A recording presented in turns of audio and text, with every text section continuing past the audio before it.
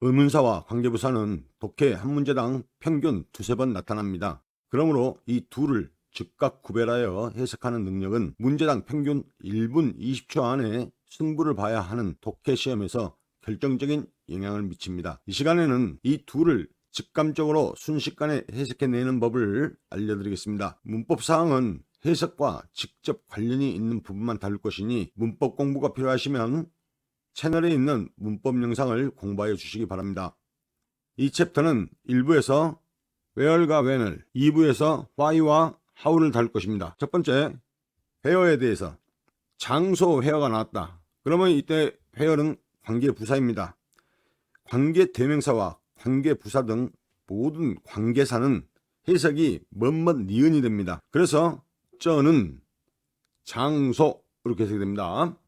다음에 장소 where가 아닐 경우는 where절의 최소 동사를 보고 감각적으로 의문사가 어울리면 의문사로 해석을 하고 어쩌는 장소 또는 어쩌는 곳으로 해석되면 관계부사로 해석을 하세요. 한마디로 말이 되는 것으로 해석을 하면 됩니다. 그러면 의문사와 관계부사 둘 중에 뭘로 해석을 해야 되나? 그건 고민할 필요가 없습니다. 둘 다 될 수 있습니다. 하나의 문장이 의문사로 해석되고 관계부사로 해석되면 부담 갖지 마시고 아무거나 해석을 하세요. 장소 where가 아닐 경우 의문사와 관계부사 구별을 두고 힘들어하는 학생들이 있어 말씀드립니다. 의문사인가 관계부사인가 구별은 전혀 중요하지 않고 언어학자들이나 필요하지 우리는 알 필요가 없는 무의미한 것이니 구별하라고 애쓰지 마세요. 굳이 말씀드리면 여러 학파가 각기 다른 언어학적 주장을 하고 있어 정답이 없기 때문에 시험 출제가 불가능합니다. 그런데도 혹시 내신 시험에 출제하신다고 하면 학교 선생님께서 강조하신 임시 지침을 따라 학습을 하도록 하십시오. 하지만 그건 어디까지나 예외적인 내신용일 뿐입니다. 교육부도 불완전한 지침이라는 걸 알기 때문에 수능이나 평가원 같은 공개시험에서는 정답이 존재하지 않는 이 구별 문제를 출제할 수 없습니다. 그러니까 여러분은 이게 의문사냐 관계부사냐 하며 머리 싸매고 공부하실 필요가 전혀 없다는 것을 말씀드립니다. 다음 예문을 한번 보겠습니다. nowhere 그래가지고 장소 where가 아니죠. 그러면 의문사나 관계부사 어쩌는 장소 또는 어쩌는 곳으로 해석을 해 보아야겠습니다. 나는 모른다. 바이러스가 originate from 수거입니다. 뭐뭐에서 유래하다 또는 뭐뭐에서 생기다. 관계부사를 본다면 유래된 곳을 모른다 말이 되죠. 의문사로 보면은 어디서 유래되었는지를 모른다로 되겠죠. 그래서 해석을 적어보면 그 바이러스가 유래된 곳을 이처럼 관계부사로 해석될 수 있고 또 한 가지는 의문사로도 가능하겠죠. 어디서 유래되었는지를 모른다. 다음 문장을 보면 회화가 나왔는데 장소 회화입니다. 그럼 이건 100% 관계부사겠죠. 그래서 해석이 어쩌는 라이브러리로 들어가겠죠. 여기서 access 이 뜻은 접근하답니다. 또는 컴퓨터 등에 접속하다 이 뜻이 있습니다. 다음 various는 알죠? 다양한이죠. 이것은 주어 어쩌는 도서관이다 이렇게 해서 하면 되겠죠. 학생들이 다양한 책에 접근할 수 있는 도서관이다. 당연히 장소 where이니까 이 where은 문법적으로 따지면 뭐가 되겠습니까? 관계부사가 되겠죠. 관계부사는 해석이 요토 되죠. 모든 관계사는 모두 뭐뭐 니은입니다. where이라 해가지고 다른 뜻이 있고 when이라고 해가지고 다른 뜻이 있고 why라고 해가지고 다른 뜻이 있고 그러지 않습니다. 전부 다 뭐뭐 니은입니다. 그래서 이거 해석은 접근할 수 있는 도서관이라고 해석하면 되겠습니다. 다음 문장을 보면 명사 회어가 아니네요. 그러면 관계부사나 의문사로 해석을 해봐야겠죠. 그런데 이 문장은 짧아서 그러지 이것보다 훨씬 더 긴 문장이 있을 수가 있겠죠. 그건 모두를 해석을 하고 회어를 판단하는 것은 시간이 너무 걸립니다. 그럼 어떻게 해야 될까요? 기본은 동사를 보는 겁니다. is held, 열리다 또는 개최되다가 되겠죠. 그래서 동사를 살짝 봐줍니다. 그러면 그들은 방문을 했다. 열리는 곳을 말이 되죠. 그래서 관계부사로 일단 해석할 수 있겠습니다. 어쩌는 곳 하고 다음 의문사는 될까요? 어디에서 열리는지를 방문했다. 말이 안 되죠. 그래서 이것은 관계부사입니다. 물론 실제 시험에서는 한 가지로 해석이 되면은 그걸로 밀고 나가면 됩니다. 굳이 두 개를 해석할 필요가 없습니다. 다음 혹시 모르는 단어 있습니까? traditional 전통의 전통적인 이 말이죠. 그러면 해석을 해보겠습니다. 그들은 방문을 했다. 어쩌는 장소를 해야 하는데 장소가 없죠. 단독으로 쓰였죠. 회어가. 그렇기 때문에 주어가 열리는 장소를 또는 곳을 그러면 되겠죠. 그래서 전체 해석을 해보면 그들은 전통 축제가 열리는 곳을 방문했다. 이렇게 해석이 되겠습니다. 다음 문장을 보겠습니다.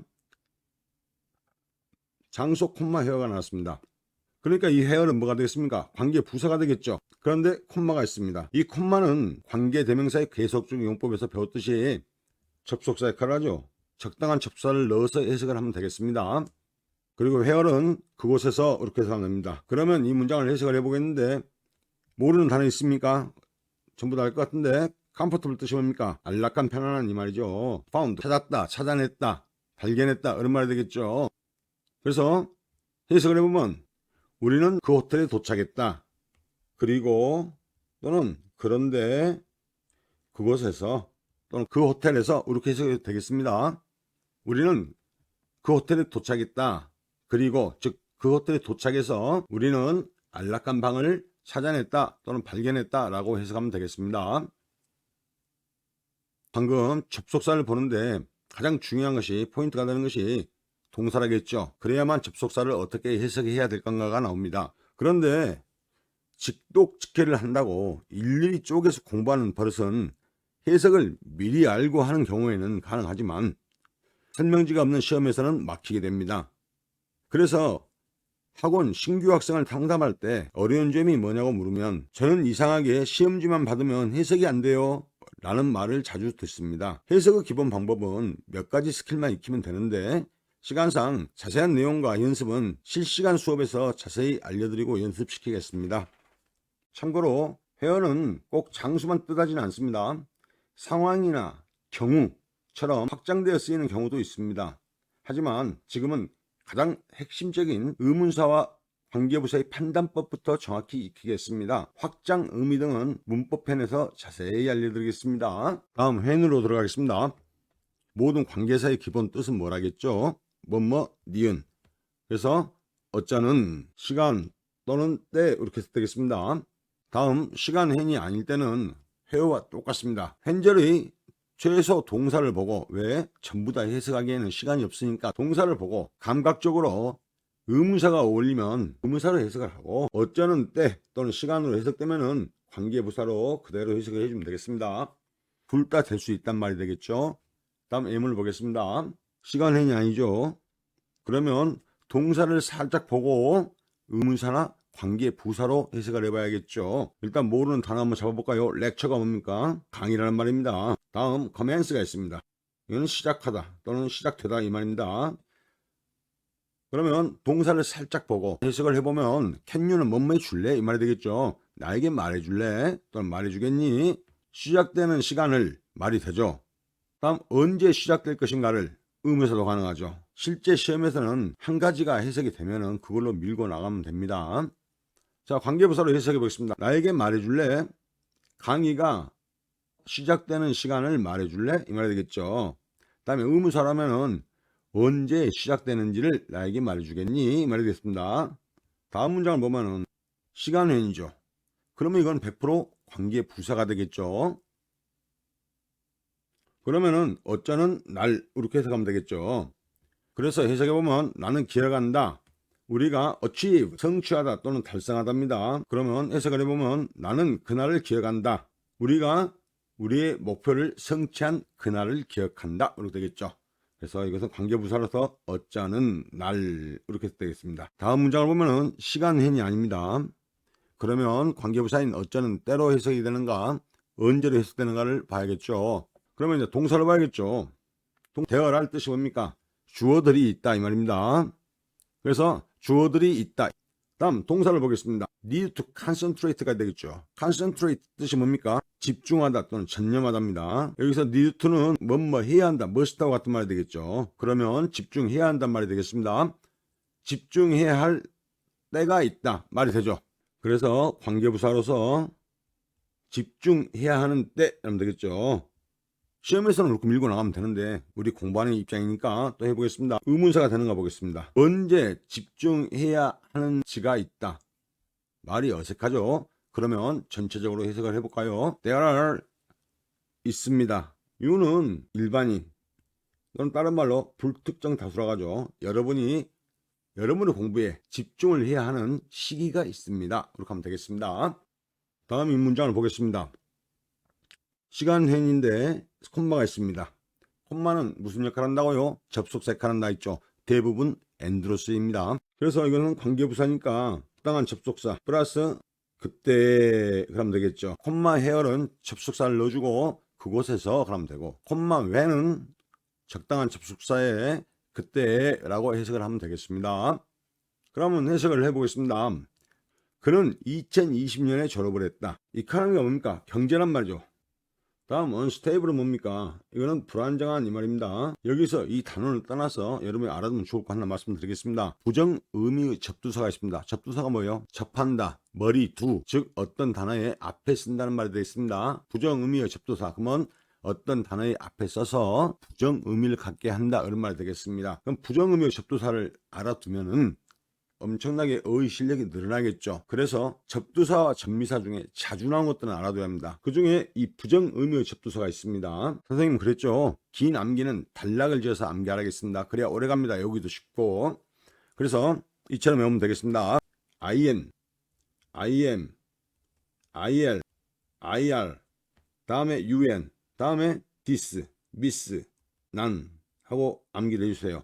다시 보겠습니다. IN, IM, IL, IR, 다음 UN, 다음 dismiss, none. 이게 부정 의미의 접두사입니다. 그래서 stable 그럼 안정적인 이런 말인데, unstable 그러면 부정 의미의 접두사가 붙어서 불안정한 이런 말이 되겠습니다.